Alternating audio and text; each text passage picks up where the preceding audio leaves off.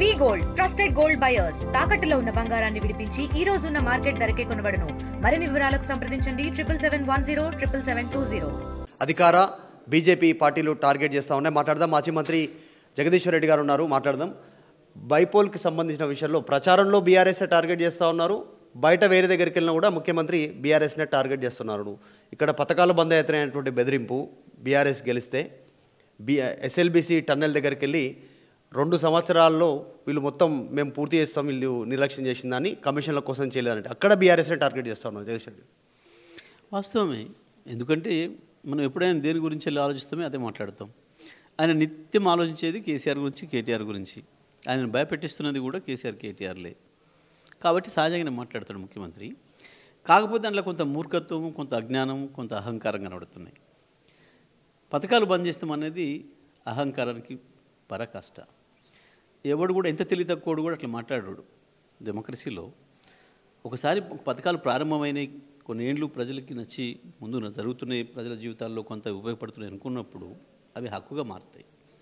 దాన్ని తీయటం అంత ఈజీ కాదు అన్నాడు. నిజమే తీస్తాడు. రేపు పొద్దున జూబ్లీ హిల్స్ ఎలక్షన్లో గ్యారెంటీగా బీఆర్ఎస్ పార్టీ గెలుస్తుంది, అందులో సందేహం లేదు. తీస్తాడా ఒకదాన్ని ముట్టుకుంటాడా పొద్దున? అది అనుభవం లేక అజ్ఞానంతో ఏందో చుట్టూ 4 పోలీసులు ఉన్న అహంకారంతో మాట్లాడే మాటలు తప్ప అవి కావు. ఇక ఎస్ఎల్బీసీ దగ్గర పోయి మాట్లాడిందంటవా, అది పూర్తిగా ముఖ్యమంత్రి అనే సోయి లేకుండా కూడా మాట్లాడుతున్నమాట. అసలు ఆడికి పోయిందే ఓ సిగ్గుచేటు ముచ్చట. అది టెక్నికల్ సర్వే చేసేటోడు ఎవడో చేస్తాడు ఎక్కడైనా దేశంలో, ప్రపంచంలో. కానీ దాని ఇన్కముడు ముఖ్యమంత్రి ఇంకో హెలికాప్టర్ వేసుకొని పోయి చూసుకుంటూ పోవడం అనేది ప్రజలు నవ్వుకుంటున్నారు, జోకేసుకుంటున్నారు. దానిపైన కమిషన్లు రాలేదు, అందుకే దీన్ని నిర్లక్ష్యం చేసిర్రు. మేము మొత్తం 30 కిలోమీటర్లు దవ్వితే వీళ్ళు కనీసం 2 కిలోమీటర్లు కూడా దోవలేకపోయారు 10 ఏళ్ళ అనేటువంటిది విమర్శ. వాస్తవానికి అది ఎప్పుడు మొదలుపెట్టారు, ఎప్పుడు పూర్తి కావాలి? 1983లో మొదలైంది వాస్తవానికి దానికి సంబంధించిన చర్చ.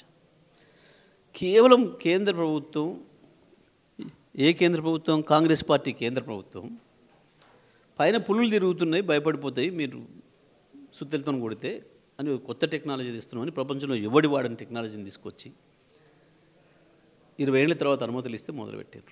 2004లో మొదలుపెట్టినరు, 1998 కోట్లతో పూర్తి చేస్తామని, 5 ఏళ్ల లోపలనే పూర్తి చేస్తామని చెప్పి అగ్రిమెంట్లు ఇచ్చిండ్రు. 2014 వరకు కూడా పావులంత అవ్వలే వాస్తవానికి. ఆ టెక్నాలజీ పనికిమాల టెక్నాలజీ తీసుకొచ్చి పెట్టారు. దానివల్లనే ఆలస్యమైంది అని వాళ్ళే చెప్పారు అన్నాడు. ఎవడు వాడిన టెక్నాలజీ ఆనాడు కమిషన్లకు కకృతిపడే పెట్టారు వీళ్ళు. ఇవాళ ఏమైంది? పొక్కల పోయింది, అయిపోయింది. చచ్చిపోయిన శవాలను కూడా తీయడానికి చేతగాని దద్దమ్మలు వీళ్ళు. మళ్ళీ అక్కడ పోయి మాట్లాడితే నవ్వుకుంటారు ప్రజలు. కనీసం ఒక 6 శవాల్ని బయట తీయలేదు పనికిమాల సన్నాసులు, ఎందుకు హెలికాప్టర్లో తిరుగుతున్నారు అని చెప్పి నవ్వుకుంటున్నారు అక్కడ ప్రజలు. అప్పటికే మీరు పెట్టిన ఖర్చు 3650 కోట్లు. 1900 కోట్లకు పూర్తి చేస్తామన్న మీరే పావులంతు కూడా పూర్తి చేయకుండానే 3600 కోట్లకు ఖర్చు పెట్టారు. ఆ తర్వాత మేము వచ్చి ఎంత తాపత్రయపడ్డా, ఎంత తిప్పలపడ్డా వాళ్ళ అనుమతితోనే జానారెడ్డి, వెంకటరెడ్డి, ఉత్తమ్ కుమార్ రెడ్డిలను పిలిచి వాళ్ళందరినీ కూర్చోబెట్టి దీన్ని ఏం చేద్దాం, ఎట్లా చేద్దామని శాసనసభలోనే కేసీఆర్ గారు, హరీష్ రావు గారు ఆనాడు ఇరిగేషన్ మంత్రిగా ఉన్నారు, అందరం కూర్చొని, జిల్లా మంత్రిగా నేను కూర్చొని వాళ్ళ అనుమతితోని వాళ్ళని ఒప్పించి ప్రారంభం చేసి మళ్ళీ కొనసాగిస్తే 9 ఏళ్ళు తిప్పలు పడితే 12 కిలోమీటర్లు దొరకగలిగాం మేము. దానికి కూడా 3800 కోట్లు ఖర్చు పైన పెట్టి సరే కింద ప్రాజెక్టు పూర్తి చేసినాం. వాళ్ళు అది కూడా ముట్టుకోలే వాస్తవానికి. ఇదంతా జరిగింది ఏమైనా నష్టం, కృష్ణా జలాల్లో నష్టం జరిగిందన్నా, ఇంకో చోట నష్టం జరిగిందన్నా, దానికి ఆ ద్రోహానికి కారణం కాంగ్రెస్ పార్టీ అవుతుంది. ఈయన మొదలున్న పార్టీ, ఈయన గురువు, మాజీ గురువు చంద్రబాబు అవుతాడు, తెలుగుదేశం పార్టీ అవుతుంది తప్ప బాధ్యత ఇంకొకటి కాదు. 2 ఏళ్లలో కంప్లీట్ చేస్తామంటారు, కొత్త టెక్నాలజీతో కంప్లీట్ చేయబోతా ఉన్నాం. మొత్తం ఇన్ని కిలోమీటర్లు ₹1 ఖర్చు పెట్టకుండా గ్రావిటీ ద్వారా నీళ్ళు ఇస్తాం. ఇన్ని రోజులు కరెంటుకు వేస్ట్ అయింది గత ప్రభుత్వం నిర్లక్ష్యం వల్ల అనేటువంటి అలాగే ఇక్కడ స్టేట్మెంట్ చేస్తారు. వేలమించడం అని చెప్తాం కూడా అంటే నేను రెడీ. ఆ టెక్నాలజీ తేవడానికి కారకుడు ఎవడో, కరెంటు ఖర్చు కావడానికి కారకుడు ఎవడో ఆడు చెప్పుదే వాళ్ళకి సిద్ధంగా ఉన్నాడా? పెడదామా చర్చ ప్రజల్లో? తెచ్చిన టెక్నాలజీ తెచ్చింది ఎవడు, కరెంటు బిల్లులతో ఖర్చు పెట్టించింది ఎవడు, కారకుడు ఎవడు? మేము మొదలుగాలు, మేము చివరిగాలి.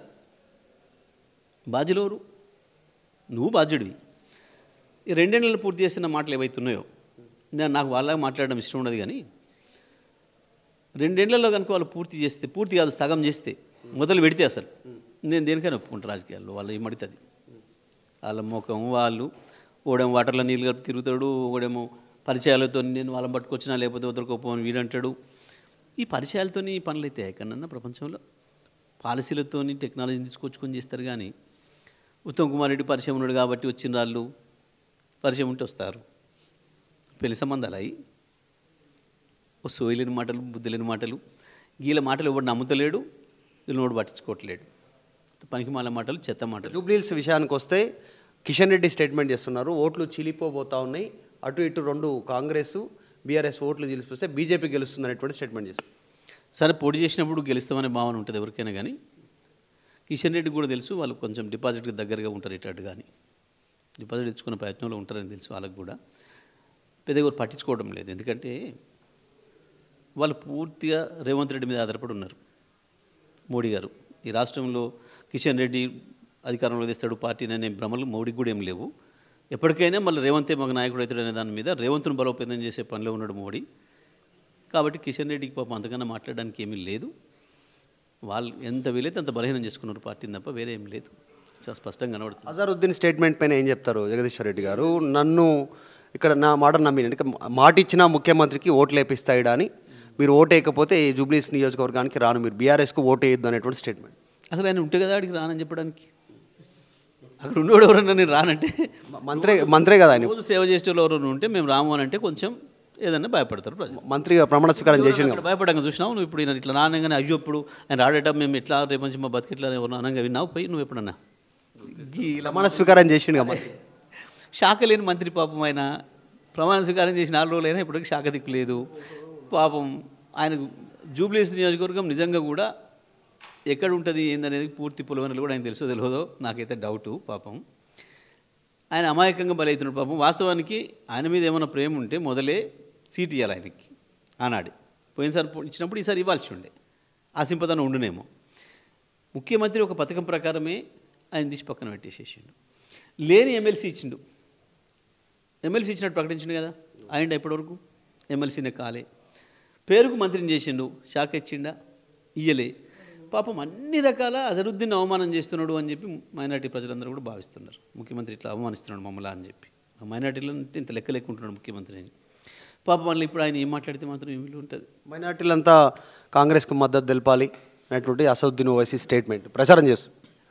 సరే, అసదుద్దీన్ చెప్పని, అజరుద్దీన్ చెప్పని, ఇంకొకరు చెప్పని, ఏ కులానికి ఏ మతానికి ఎవరు టేకేదారులు లేరు.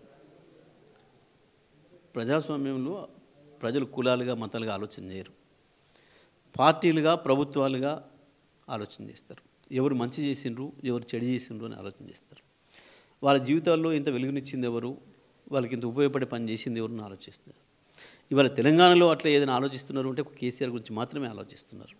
కేసీఆర్ వచ్చిన తర్వాతనే మాకు ఇంత వెలుగు వచ్చింది, మాకు ఇంత అన్నం వచ్చింది అని చెప్పుకునే కుటుంబాలు ఉన్నాయి మొత్తం తెలంగాణలో కోట్లాదిగా. ఇవాళ ఈ ప్రభుత్వం వచ్చిన తర్వాత పైసా పంజరలేదనేది ఎవరిని అడిగినా చెప్తున్నారు. కాబట్టి ఈయన చెప్తే ఆయన చెప్తే చెప్పగానే ఇట్లా మొత్తం ఓట్లు పడతాయి అనే రోజులు లేవు. ప్రజలు ఇండిపెండెంట్గానే ఆలోచిస్తున్నారు. మంచి చెడులను చూసి విచక్షణతో ఆలోచించి విజ్ఞతతోనే ఓటేస్తారు. తప్పకుండా అది బీఆర్ఎస్ పార్టీకి మాత్రమే ఇస్తారు. కేసీఆరే మళ్ళీ రావాలని ప్రజలు బలంగా కోరుకుంటున్నారు. కాబట్టి జూబ్లీహిల్స్ నియోజకవర్గంలో ఎట్టి పరిస్థితుల్లో కూడా ప్రజలు బీఆర్ఎస్ పార్టీని అందలం ఎక్కిస్తారు. ఇది ఎస్ఎల్బీసీ టన్నెల్కి సంబంధించి కాంగ్రెస్ చెప్తున్నట్టు 2 ఏళ్లలో కాదు సగం పూర్తి చేసినా కనీసం దాన్ని కరెక్ట్గా మొదలుపెట్టినా దేనికైనా సిద్ధం రాజకీయంగా అనేటువంటి స్టేట్మెంట్ జగదీశ్వర్ రెడ్డి చేస్తూ ఉన్నారు. దాంతోపాటు జూబ్లీహిల్స్లో మైనారిటీలను మళ్ళీ మోసమే చేస్తూ ఉన్నారు. ఎమ్మెల్సీ అన్నారు, ఎమ్మెల్సీ కాలేదు, మంత్రి అన్నారు, షాక్ ఇవ్వలేదు, ఇట్లా కూడా మోసం చేస్తున్నారు. ఎవరు టేకేదార్ కాదు, అసదుద్దీన్ ఓవైసీ టేకేదార్ కాదు ముస్లింలకి. సో అభివృద్ధి వైపు ఉంటారు, ఖచ్చితంగా జూబ్లీహిల్స్లో బీఆర్ఎస్ వైపే చూస్తున్నారు జన స్టేట్మెంట్ చేస్తూ ఉన్నారు. వీడియో జర్నలిస్ట్ జ్ఞానేశ్వర్తో మాధవ్ మాల్కేడ్కర్, హైదరాబాద్. చరిత్ర సృష్టించినోడు ఇప్పుడు ఆ చరిత్రని తిరగరాయబోతున్నాడు. అబద్ధాల గోడల్ని బద్దలు కొట్టి నిజాలను రాగా మీ ముందుంచబోతున్నాడు. నిజమైన వార్తల కోసం వెంటనే డౌన్లోడ్ చేసుకోండి రా యాప్ని.